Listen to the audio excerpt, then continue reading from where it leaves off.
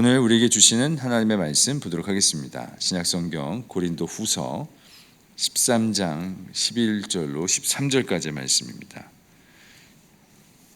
제가 가지고 있는 신약성경 301면에 있는 고린도후서 13장 11절로 13절까지의 말씀, 우리 석절의 말씀 다 같이 한 목소리로 봉독 드리도록 하겠습니다. 마지막으로 말하노니 형제들아 기뻐하라. 온전하게 되며 위로를 받으며 마음을 같이하며 평안할지어다. 또 사랑과 평강의 하나님이 너희와 함께 계시리라. 거룩하게 입맞춤으로 서로 문안하라. 모든 성도가 너에게 문안하느니라. 주 예수 그리스도의 은혜와 하나님의 사랑과 성령의 교통하심이 너희 무리와 함께 있을지어다. 아멘. 하나님의 말씀입니다. 할렐루야. 오늘 설교 제목이 문안의 신앙입니다. 문안이란 말은 사전적으로 서로의 안부를 묻는 행위를 이야기합니다. 그래서 말씀을 전하기 전에 우리 서로 안부를 한번 물어보았으면 좋겠습니다. 장로님, 권사님, 집사님 평안하신지요? 서로 옆에 있는 분들과 한번 인사하셨으면 좋겠습니다. 평안하신지요? 네. 코로나 때문에 우리가 문안 드리기가 참 어려운 시대를 살아가고 있습니다. 사회적 거리두기라고 해서 만남이 제한되지만 또 서로 이 마스크를 쓰고 있어서 문안하기가 참 어렵습니다. 제가 하루는 길을 걷고 있는데 맞은편에서 어떤 분이 저를 노려보면서 걸어오고 있습니다. 뒤에 누구 아는 분이 있나 주위를 둘러봐도 저밖에 없습니다. 가까워질수록 저를 또렷하게 쳐다보고 나중에는 째려보는 것이 저를 쳐다봅니다. 제가 그분을 유심하게 쳐다봤더니 교인인 것 같습니다. 저를 알아보고 인사를 하고 싶은데 그분도 긴가민가 한 겁니다. 그래서 저도 그분을 무섭게 노려봤습니다. 서로 무섭게 노려보다가 결국 코앞까지 다다르게 됐는데 인사할 타이밍을 놓치고 말았습니다. 그래서 서로 지나가고 말았죠. 그냥 눈싸움만 하고 지나가고 말았습니다. 나중에 저를 길가에서 보시는 분이 계시다면 먼저 인사를 부탁드리겠습니다. 저도 조금이라도 알아본다면 인사를 드리겠습니다. 우리는 문안을 드리기 힘든 시대를 살아가고 있지만 사도 바울은 그의 목회에서 문안을 중요한 사역으로 여기면서 사역을 하였습니다. 우리가 잘 알다시피 사도 바울은요, 바나바와 함께 안디옥 교회에서 이방인 선교를 위해서 파송되었던 최초의 선교사였습니다.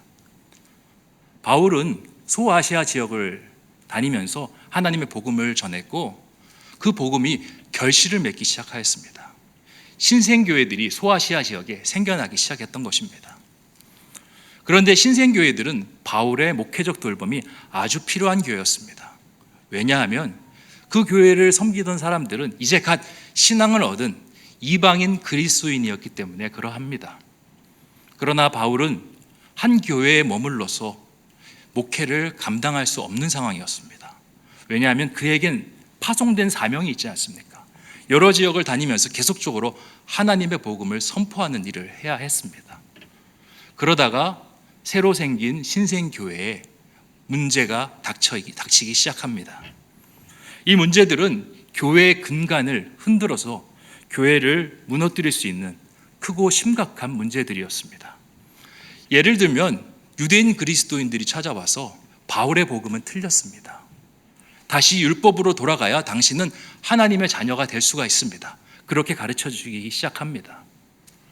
그리고 교회가 파당을 지어 나눠지기 시작합니다. 아볼로 파다, 게바 파다, 바울 파다, 그리스도 파다. 서로 우위에 서기 위해서 서로 다투고 갈등하면서 그렇게 문제를 만들어냅니다. 또한 어떤 사람은 우상에게 제물로 드린 음식을 먹어도 된다. 또 어떤 사람은 먹지 말아야 된다.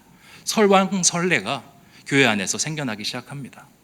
성도들의 의견이 분분합니다. 교회 지도자들도 이 문제에 어떻게 답변을 내려야 할지 알지 못합니다. 자칫 교회가 분열돼서 신생교회가 폭삭 주저앉을 수 있는 어려운 상황 가운데 있습니다. 그래서 사도 바울은 이 문제를 해결하기 위해서 서신서를 씁니다.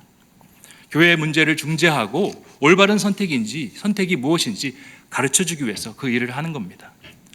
그런데 교회가 무너질 때 꼭 큰 일만, 심각한 일로만 무너지지 않습니다. 작은 문제가 지속되고 반복되면 그 작은 일에도 교회는 무너집니다. 여기서 작은 문제라는 것은 우리가 신앙생활하면서 일상적으로 만나는 영적으로 다운되는 일을 이야기합니다. 어떤 사람이 시험에 들어 교회에 나오지 않기 시작합니다. 또 어떤 사람은 세상이 좋아서 세상 즐거움을 찾아 떠나는 관계로 신앙을 소홀히 하기 시작합니다. 또 다른 사람은 갑작스럽게 가정과 사업장에 큰 문제가 생겨서 낙심하여 신앙도 다른 일도 할 수 없을 만큼 자포자기하기도 합니다. 이런 일들을 겪으면 성도님들의 신앙은 침체되기 시작합니다. 하나님을 바라보던 열정이 사그러지기 시작합니다. 성도님들의 침체는 교회의 침체로 연결되게 되고 교회는 굉장히 어려운 지경에 처하게 됩니다. 오늘날 교회에도 이러한 문제는 빈번하게 일어나고 있지 않습니까? 예전에는 부흥의 선두주자였고 그리고 많은 성도님들이 그 교회에서 은혜를 받았습니다. 하지만 사소한 분쟁을 잘 다스리지 못하여 큰 분쟁이 되고 말고 결국에는 교회가 분열되고 나뉘어져서 초라하고 볼품없게 된 교회들이 우리 주변에 얼마나 많이 있습니까? 하지만 사도 바울은 이런 작은 문제, 개개인의 문제, 사소한 문제를 해결할 수가 없었습니다. 왜냐하면 바울이 세운 교회, 신생교회들은 여럿이었고 그 교회들에 딸린 성도들은 수백 명이었습니다. 그런데 바울은 혼자였죠. 성도님들의 문제를 해결하기 위해서 일일이 편지를 쓴다고 해도 수백 통, 수천 통을 써야 됐을 것입니다. 그렇다고 성도님들 개개인의 문제를 그대로 방치하고 놔뒀다가는 교회의 근간을 흔들 수 있는 문제로 비화할 수 있기 때문에 이마저도 그냥 마음대로 할 수가 없었습니다. 어떻게 하면 이 문제를 해결할 수 있을까? 사도 바울은 고민을 시작합니다. 그리고 사도 바울은 이 문제를 해결할 수 있는 방법으로 서로 무난하라고 답변을 제시합니다. 성도가 서로 신앙의 안부를 묻고 그리고 형제들이 영적으로 침체되어 있지는 않는지 살피고 또 각자 갑작스럽게 찾아온 어려움에 대해서는 함께 위로해주고 돌봐주라는 그 해답을 사도 바울은 제시하고 있는 것입니다. 서로 무난하라는 이 말은 사도 바울의 서신서에서 빈번하게 등장합니다. 오늘 읽은 고린도 후서에만 나타나는 것이 아니라 이 편지글의 앞서인 고린도 전서에도 나타나고요. 그리고 빌립보서, 골로새서, 데살로니가 전서, 디모데 후서 여러 그의 서신서에서 이 서로 무난하라는 말이 나타나고 있습니다. 이 말씀은 항상 서신서 끝자락에 위치하고 있습니다. 사도 바울이 이제 말씀을 맺으면서 간곡한 당부로 이 말을 남기고 있는 겁니다. 형제들아, 성도 여러분, 서로 무난하십시오. 그렇다면 사도 바울이 왜 이렇게 서로 무난하라라고 간곡히 당부하고 있을까요? 우리가 서로 무난할 때 우리에게 찾아오는 유익이 도대체 무엇일까요? 이 질문의 답변이 오늘 읽은 11절의 말씀에 기록이 되어 있습니다. 우리 11절 말씀을 같이 한번 읽어보도록 하겠습니다. 시작. 마지막으로 말하노니 형제들아 기뻐하라. 온전하게 되며 위로를 받으며 마음을 같이하며 평안할지어다. 또 사랑과 평강의 하나님이 너희와 함께 계시리라. 거룩하게 입맞춤으로 서로 무난하라. 아멘. 성도들이 무난할 때 하나님 안에서 온전하게 될 수 있다고 합니다. 성도들이 무난할 때 위로를 받게 되고 마음을 합쳐서 평안을 이어갈 수 있다라고 오늘 사도 바울은 이야기하고 있습니다. 이 말씀을 쉽게 이해하기 위해서 여러분이 구역 모임을 한번 떠올려 보셨으면 좋겠습니다. 우리가 구역 모임을 갖게 되면 유익이 어떤 것이 있습니까? 먼저 구역 모임에서 말씀과 기도를 합니다. 평소에 혼자 말씀과 기도를 하려면 왜 이렇게 되지 않는지 모르겠습니다. 주변에 해야 될 것도 많고 쉽사리 말씀과 기도하는 것을 잊어버리기도 합니다. 하지만 구역 모임에서 시간을 정해놓고 함께 사람들과 약속해서 말씀과 기도를 읽기 시작하면요, 내가 좀 하기 싫어도 또 다른 바쁜 것들이 보여도 그 말씀과 기도하는 시간을 지켜냅니다. 또 구역 모임에서는 나눔을 가집니다. 세상을 살다 보면 속상한 일, 고난받는 일, 힘든 일들이 있습니다. 구역 식구들과 같이 마음을 나누면서 곁에 나 혼자 있는 것이 아니구나, 함께 사람들이 있구나, 그리고 속상한 이야기를 터놓고 하면서 구역원들에게 위로를 받습니다. 뿐만 아니라 동일한 어려움을 가졌다가 하나님의 은혜를 경험한 믿음의 선배의 이야기를 통해서 좌절이 아니라 소망과 도전을 얻게 됩니다. 뿐만 아니라 구역 모임에서는 중보 기도를 합니다. 어떤 중요한 결과를 앞두고 초조하게 혼자 지냅니다. 자녀가 대학 입시를 앞두고 있을 수도 있고 취업의 문제를 가지고 전전긍긍할 수도 있습니다. 혼자 기다리면서 마음을 졸이는데 누군가가 함께, 우리와 함께 기도해 준다면, 누군가가 같이 아파해 주고 같이 초조해 주고 같이 마음을 모아서 중보해 준다면 우리의 마음은 어떻겠습니까? 든든할 것입니다. 하나님 주시는 확신과 평안으로 채워질 것입니다. 사도 바울은 이러한 것을 염두에 두고 우리에게 말합니다. 너희는 서로 무난하라. 우리가 살아가는 이 세상은요, 우리의 힘으로 감당하기 참 벅찬 곳입니다. 항상 위험이 도사리고 있고 시시각각 어려움이 파도처럼 밀려오는 곳이 우리가 살아가는 세상입니다. 하나님의 도우심, 하나님의 은혜 없이는 살아갈 수 없는 곳이 우리가 살아가는 세상입니다. 이진희 목사님이 쓴 광야를 읽다라는 책을 보면요, 세상에 많은 사람들이 이 세상을, 우리가 살아가는 인생을 산과 같이 생각하면서 살아간다라고 합니다. 그래서 사람들은 어떻게 해서든 정상을 바라보고 정상에 오르기 위해서 노력하며 살아간다라고 합니다. 그 정상에 오르면 뭔가 나를 채워줄 수 있는 만족과 행복이 그곳에 있구나라고 그렇게 믿고 살아간다라고 합니다. 그래서 함께 가치라는 그 가치는 마음에 있지 않고요, 어떻게 해서는 남들보다 더 높이, 남들보다 더 빨리 그 정상에 오를 수 있을까? 그 관심만 가지면서 살아간다라고 합니다. 그런데 우리가 살아가는 세상은요, 산이 아닙니다. 이진희 목사님은 우리가 살아가는 세상은 광야라고 이야기합니다. 척박한 땅이고 하나님의 도움 없이는 살아갈 수 없는 땅입니다. 물이 없어 목마른 땅이고 먹을 것이 없어 배고픈 땅입니다. 낮에는 강한 열기가 우리를 내려 쪼고 있는 것이 광야의 삶이고, 밤이 되면 추운 냉기가 온몸을 바들바들 떨게 하는 곳이 바로 광야의 삶입니다. 하나님께서 구름 기둥으로 해를 가려주시지 않으시면, 하나님께서 불 기둥으로 우리를 따뜻하게 해주시 않으시면 살아갈 수 없는 곳이 광야입니다. 만나와 메추라기 반석에서 물을 내지 않으면 견뎌나갈 수 없는 곳이 광야입니다.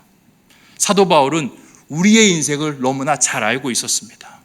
우리의 삶 속에 하나님이 필요하다는 사실을 누구보다도 잘 알고 있었습니다. 그런데 하나님은 우리의 눈에 보이시는 분이 아니십니다. 우리가 만질 수도, 대화를 나눌 수도, 함께 있다는 것을 느낄 수도 없는 분입니다. 하나님은 필요한데 어떻게 하면 하나님을 느낄 수 있을까? 사도 바울은 이야기합니다. 서로 무난하라.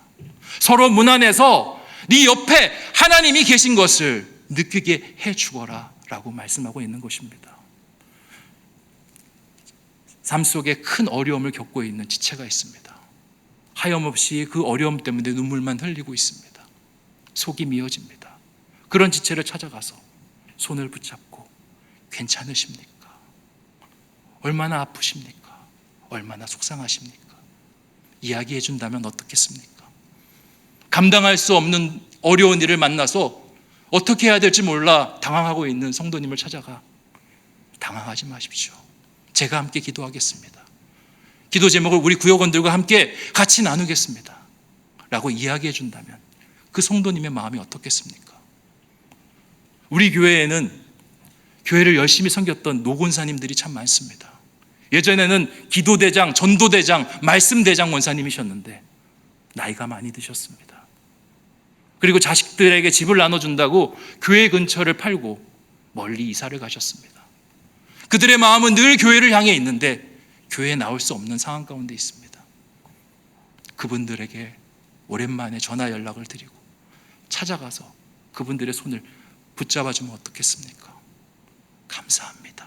감사합니다. 교회에서 나를 잊은 줄 알았는데 늘 저를 생각하고 있었군요. 제 기도 속에는 늘 청운교회가 있었습니다. 여러분도 저희와 같은 마음이었군요. 그렇게 대답하지 않겠습니까? 사랑하는 사람을 떠나보내 마음이 적적한 성도님들이 있습니다. 그 적적한 마음을 찾아가서 말벗이 되어주고, 그리고 같이 좋은 담소를 나누면서 슬픔을 잦아들게 한다면 그분들의 마음이 어떻겠습니까? 사도 바울은 우리에게 말하고 있습니다. 너희가 서로 무난함으로 하나님께서 너희 옆에 계신 것을 다른 성도들이 느끼게 하라고 말하고 있습니다. 하나님의 사랑을 느끼고 하나님께서 함께 하심으로 흔들리지 않고 평안으로 나아갈 수 있음을 너희를 통해 느끼게 하라고 말씀하고 있습니다. 그래서 우리가 서로 무난할 때 그 결과를 11절 중반절에 이야기하는데, 사랑과 평강의 하나님이 너희와 함께 계신 것을 알게 되리라 라고 말씀하고 있는 것입니다. 사랑하는 성도 여러분, 사도 바울이 그의 서신서 말미에서 간곡히 부탁하는 것처럼 우리도 서로 무난해주는 삶을 살면 어떻겠습니까? 영적으로 서로 안부를 물어봐주고, 혹시 중요한 일, 어려운 일을 앞두고 있다면 그 일을 위해서 함께 기도해주면 어떻겠습니까? 어려운 일이 아닙니다. 집사님, 요즘 혹시 고민 있으세요? 집사님, 요즘 어떤 기도 제목으로 기도하고 계신가요? 제가 함께 기도드리기를 원합니다.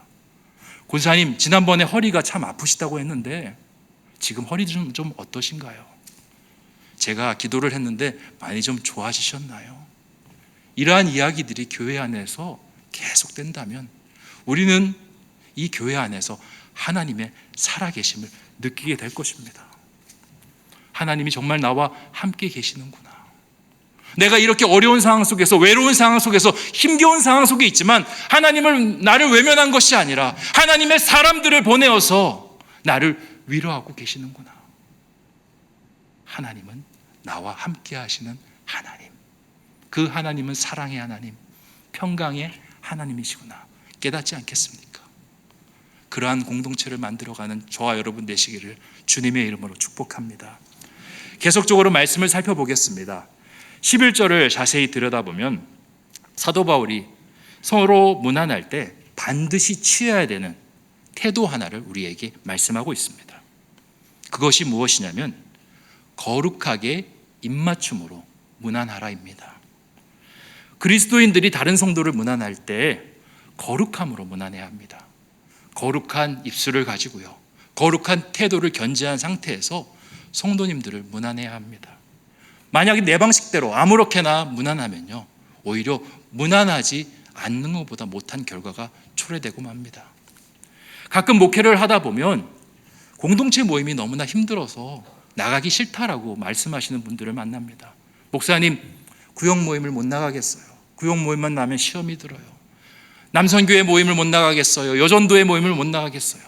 나가면 은혜가 반감되는 것 같아요. 그러면 제가 묻습니다. 무슨 일이 있으신 건가요? 하나님의 은혜를 받으려고, 위로를 받으려고, 하나님께 더 집중하고 바라보는 신앙을 가지려고 그러한 모임에 나갔는데, 그러한 모임 속에서 세상 이야기가 가득하더라고요.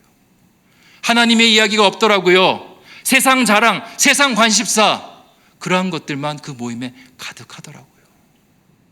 그래서 모임을 갔다 오면 오히려 마음의 상처와 마음의 힘듦만 더 가중되는 것 같아서 모임에 못 나가겠습니다 하시는 분들이 있습니다.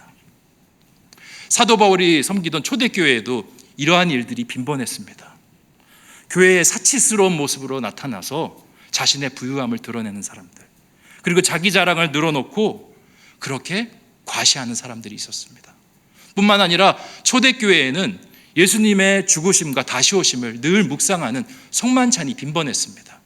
그런데 어떤 부유한 사람들은 성만찬을 준비하는데 많은 음식과 많은 포도주를 가지고 와서 거기서 사람들 앞에 자랑이라도 하듯이 과식하고 과음해서 거룩한 모임을 술주정의 모임으로 바꾸어 버리는 경우도 있었습니다. 반면에 가난한 성도들은 가지고 온 것이 없어서 굶주리고 오히려 마음에 큰 상처만 받아 돌아가는 일들이 비일비재하였습니다. 이러한 모습을 보여준다면 차라리 공동체의 모임을 하지 않는 것이 훨씬 나을 것입니다. 그래서 사도 바울은 이야기합니다. 너희가 문안하는 것도 중요한데 거룩한 입맞춤으로 서로 문안하라 라고 말하고 있는 것입니다. 그러면 우리가 거룩한 입맞춤을 가지고 성도를 문안할 때 우리에게 찾아오는 유익은 무엇이겠습니까? 상대방에게 주는 유익은 알겠습니다. 그런데 우리에게 찾아오는 유익이 어떤 것이 있겠습니까? 사도 바울은 거룩한 입맞춤으로 안부를 살펴주는 사람에게 12절에 특별한 호칭을 부여합니다. 12절 말씀 한번 같이 읽어보도록 하겠습니다. 시작. 모든 성도가 너희에게 문안하느니라. 아멘. 11절에서 사도 바울이 교인들을 부를 때 형제들아라는 단어로 부릅니다. 그런데 거룩한 입맞춤으로 서로 문안하는 사람들은 12절에서 성도라는 새로운 호칭을 줍니다. 12절의 이 성도는 헬라어로 하기오이라는 단어로 사용됐습니다. 하기오는 거룩하게 구별된 무리라는 뜻을 갖고 있습니다. 영어 성경어로는 saints라고 번역이 되어 있습니다. 빌리버가 아닙니다. saints, 말 그대로 성자, 거룩함으로 내가 거룩하게 변모된 사람들, 신앙이 한층 더 성숙한 사람들을 일컫는 말이 saints입니다. 누군가를 문안할 때 거룩한 말과 행동으로 문안하려고 하면 그 거룩한 문안이 그 사람에게도 유익이 되지만 내 자신에게도 나를 거룩하게 만드는 유익이 될 수 있다라고 말하고 있는 것입니다. 가끔은 누군가를 문안하는 것이 굉장히 피곤하고 힘든 일이 될 수가 있습니다. 왜냐? 내 시간을 소비해야 하고요. 때로는 내 물질을 소비해야 하고 내 에너지를 소비해야 됩니다. 그렇게 소비하다 보면 나에게 큰 손해가 오는 것은 아닌가 그런 염려가 들어옵니다. 그런데 절대 손해가 아닙니다. 우리가 누군가를 거룩한 입맞춤으로 도우면요, 우리 자신이 거룩한 사람이 되는 것입니다. 누군가를 향하는 그 희생 때문에, 그 에너지 때문에 내가 하나님 안에서 거룩해지는 것입니다. 예수님도 자신을 희생하여 많은 사람들을 돕지 않았겠습니까? 누군가를 돕는, 누군가에게 문안을 나누는 것은 예수님의 모습을 따라가는 것입니다. 예수님을 따라가는 사람은 예수님을 자연스럽게 닮게 되는 것이죠. 그리스도의 장성한 분량까지 자연스럽게 성장하게 되는 것입니다. 이제 설교를 정리하며 말씀을 맺고자 합니다. 얼마 전에 한 성도님과 통화를 한 적이 있습니다. 병원에 입원하셨다가 이제 큰 수술까지 하신 성도님인데 갑작스럽게 질병을 앓게 되셨습니다. 병원에 갔더니 금방이라도 수술을 해야 된다라고 그렇게 이야기를 들었습니다. 그리고는 수술을 준비하는데 마음이 너무나 불안한 것입니다. 병을 받아들이는 것도 불안한데 곧바로 수술까지 해야 되니 마음이 얼마나 초조하고 불안하겠습니까? 어느 순간보다도 하나님이 간절히 필요한 상황이었습니다. 그런데 이 모든 어려움들을 그 성도님 혼자 감내해야 했습니다. 왜냐하면 코로나 상황이기 때문에 그렇습니다. 여느 때 같았으면 목사님도 모시고 또 믿음의 성도들이 같이 와서 신방도 하면서 위로해주고 용기를 많이 북돋아 주었을 것입니다. 그런데 요즘 병원마다 출입이 통제되지 않습니까? 보호자 1인만 있을 수 있고 그 보호자도 간병인이 있으면 그 자리를 비워줘야 하는 것이 지금 병원의 현실입니다. 그래서 수술 받을 때까지 주변에 아무도 없었다라고 이야기합니다. 마지막 수술대 오르기 전에 가슴이 너무나 터질 것 같이 떨렸다고 합니다. 손발이 얼마나 떨리고 턱이 얼마나 떨리는지, 누군가가 나를 위해서 기도해 준다면 참 좋았을 텐데 그런 마음이 많이 들었다고 합니다. 사랑하는 성도 여러분, 우리 주변에 코로나 때문에 이러한 어려움들을 겪고 계신 분들이 참 많습니다. 교회에 나오시는 분들은 그래도 교회에서 얼굴 보고 근황도 묻고 서로의 안부를 물으면서 같이 교제할 수 있지만 온라인 예배를 드리시는 분들은 그들이 어떤 상황에 있는지 우리가 알 길이 없습니다. 또 노곤사님들처럼 교회에 나오고 싶지만 너무 멀리 있어서 몸에 거동이 불편해서 교회에 나오지 못하시는 분들은 교회만 하염없이 바라보고 있고 누군가 나에게 찾아와서 따뜻한 말 한마디 건네주기를 바라고 계실지도 모릅니다. 우리가 먼저 그 분들에게, 우리 주변에 있는 분들에게 문안을 나누면 어떻겠습니까? 오늘이라도 전화기를 들고 구역원들에게, 아니 내가 구역원으로서 구역장에게 먼저 전화를 한번 드리면 어떻겠습니까? 권사님 평안하시는가요? 집사님 저를 위해서 기도하고 계신데 저도 집사님을 위해서 기도하고 있습니다. 혹시 문제는 없으십니까? 아픔은 없으십니까? 힘든 일은 없으십니까?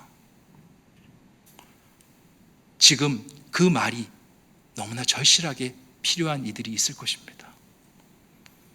그 이들에게 우리가 문안을 전하면 그들은 하나님이 나와 함께 계시구나를 느끼게 될 것입니다. 나는 혼자가 아니구나. 이 아픔은 내가 저주받아서 감내하는 아픔이 아니구나. 하나님은 여전히 나를 사랑하셔서 이 집사님을, 이 권사님을, 이 장로님을 나에게 보내셨구나. 감사합니다, 하나님. 그렇게 공동체가 아름답게 세워질 것입니다. 이러한 아름다운 공동체, 무난하는 공동체를 저와 함께 만들어가는 귀한 청운의 교우들 되시기를 주님의 이름으로 축원드립니다.